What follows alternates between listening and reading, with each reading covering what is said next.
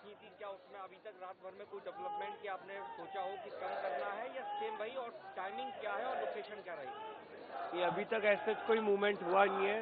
कल की मीटिंग में कॉम्पनसेशन और लीगल केसेस को लेके पॉजिटिव आंसर आया था, इन प्रिंसिपल एग्रीमेंट मिला था। हमें उम्मीद है कि आज वो रिटर्न एग्रीमेंट भी मिलेगा, लेकिन जो मेन डिमांड है धर्मेंद्र प्रधान का इस्तीफा, उसको लेकर कभी तक कोई ठोस डिसीजन नहीं आया है। बल्कि जो हम कल मेन स्ट्रीम मीडिया पे देख रहे थे कि सूत्र कह रहे हैं कि प्रधान जी इस्तीफा नहीं देंगे, तो अगर प्रधान जी इस्तीफा नहीं देंगे तो बता दीजिए, फिर इस तरह की मीटिंग्स का कोई मतलब नहीं है। फिर हम जो है आगे की हमारी जो भी रणनीति रहेगी उस पर काम करेंगे। आप लोगों ने 2 दिन का अल्टीमेटम दिया था, कहा था कि फिर से हम एक कॉल करेंगे, इंटरनेट से कॉल होगी, वो 20 जुलाई से कहीं बड़ी कॉल होगी, आप लोगों की तरफ से कहा गया। नहीं, बिल्कुल, अगर आप सरकार एकदम हट पर बैठी है, जब पूरे देश को सिर्फ धर्मेंद्र प्रधान का इस्तीफा चाहिए और आप कह रहे हैं कि इस्तीफा नहीं देंगे, वो तो आसान काम है। अरे भाई, आसान काम है तो आसान काम पहले करो, मुश्किल काम बाद में करना। लेकिन अगर सरकार इस तरह से अपना रवैया रखेगी तो फिर हमें भी टफ डिसीजन लेने पे मजबूर होना पड़ेगा। एनडीए ने 47 अधिकारियों को सैक किया है, आप लोग इससे खुश हैं?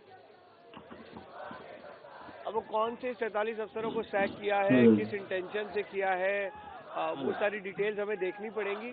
लेकिन हम अगेन जैसा कि बात कर रहे हैं, the ultimate accountability is with the education minister of this country, because he is directly responsible for all the paper leaks, all the students who committed suicide after NEET paper got leak, तो उनको इस्तीफा देना पड़ेगा।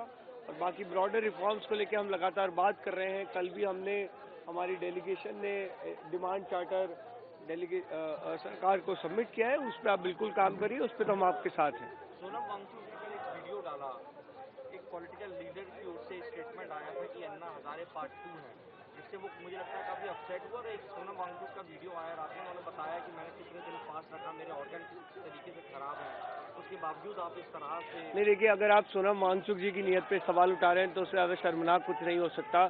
जिस व्यक्ति ने 59 साल का होते हुए 26 दिन भूख हड़ताल रखी, कई दिनों से हम लगातार उनसे रिक्वेस्ट कर रहे थे कि अपनी भूख हड़ताल समाप्त कर दीजिए, बट उन्होंने बोला कि जब तक लीगल चार्जेस और कॉम्पनसेशन पे सरकार की तरफ से रिस्पांस नहीं आ जाता तब तक वो भूख हड़ताल नहीं तोड़ेंगे।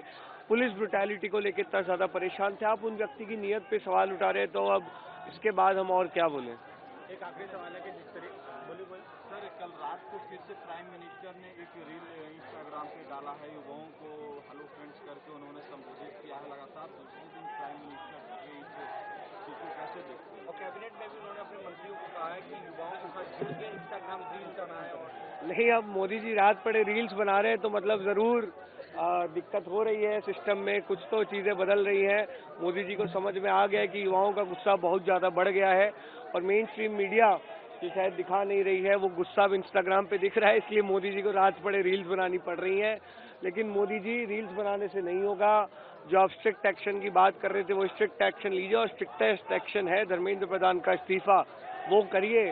उसके बाद आप रील्स बनाइए, कोई दिक्कत नहीं है, हम भी आपकी रील्स शेयर करेंगे। लेकिन एक और सवाल है कि आरएसएस चीफ मोहन भागवत ने कहा है कि सरकार को युवाओं से बात करनी चाहिए, जब तक संवाद नहीं होगा समाधान नहीं निकलेगा। अच्छा, अच्छी बात है, भागवत जी भी इतने दिनों बाद कुछ जागे हैं, कुछ बात कर रहे हैं। सरकार युवाओं से बात कर रही है, अभी करना शुरू की है।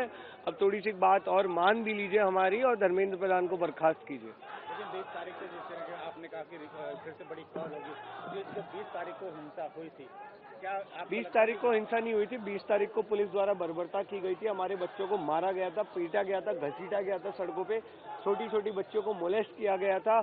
हमारे वॉलंटियर्स जो क्राउड मैनेज करने में हेल्प कर रहे थे, उनकी पसलियां तोड़ी गई थी।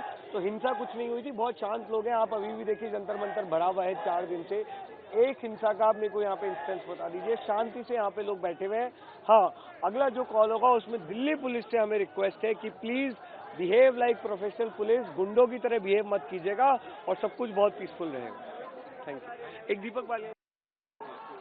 देखिए, मैं यही कहना चाहूँगा कि छोटी छोटी मछलियों को बाहर करने से कुछ नहीं होगा।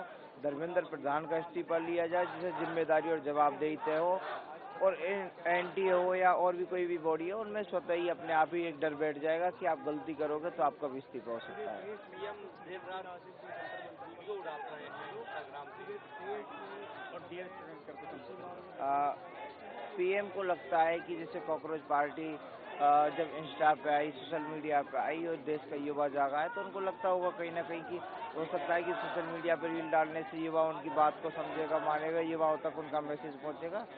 लेकिन हम उनको बता देना चाहते हैं कि ये युवा ठान करके बैठा है कि जब तक धर्मेंद्र प्रधान का इस्तीफा नहीं होगा तो ये वापस घरों को नहीं जाएंगे।